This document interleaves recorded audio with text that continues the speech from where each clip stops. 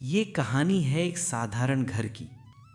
चार दीवारें थीं, छत थी, मगर शांति नहीं थी।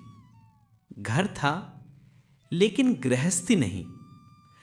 न जाने क्यों घर में आए दिन कलह होती। पैसे आते भी तो टिकते नहीं। बच्चे पढ़ते थे पर मन नहीं लगता। बुजुर्ग कहते, ये सिर्फ किस्मत नहीं, कहीं ना कहीं घर की दिशा बिगड़ी है। तभी एक दिन घर के मालिक को एक साधु मिले। साधु मुस्कुराए और बोले, घर सिर्फ ईंट पत्थर का ढांचा नहीं, ये भी एक जीवित ऊर्जा है। अगर इसका सांस लेने का मार्ग बंद हो तो परिवार भी घुटने लगता है। उन्होंने कहा, वास्तु केवल दिशाओं का ज्ञान नहीं, ये प्रकृति की लय को समझना है।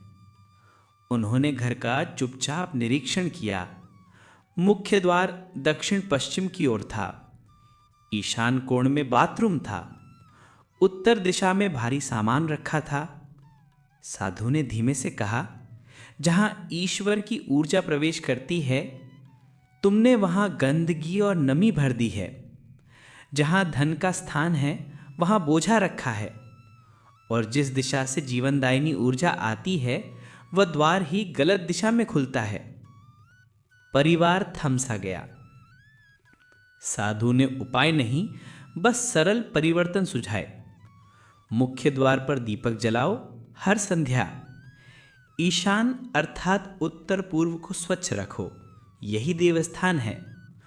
तुलसी उत्तर पूर्व में लगाओ, ये घर का प्राणवायु है। उत्तर दिशा में कोई अलमारी या भारी वस्तु ना रखो, इसे खुला छोड़ो।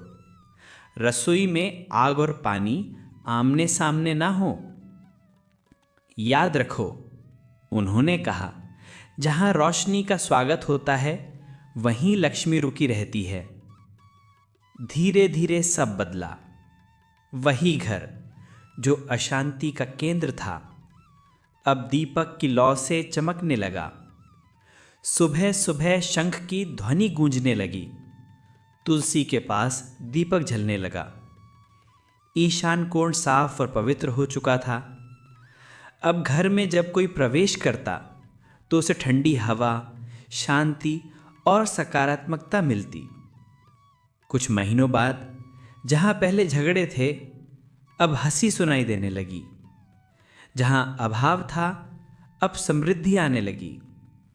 और सबसे महत्वपूर्ण, घर अब सिर्फ घर नहीं रहा, बल्कि एक मंदिर बन गया।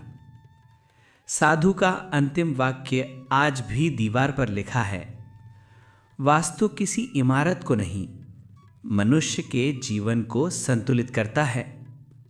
और सच में, जिस दिन घर की दिशाएं सुधरती हैं, उसी दिन जीवन की दिशाएं भी बदल जाती हैं। यही वास्तु का चमत्कार है। यही घर की आत्मा है।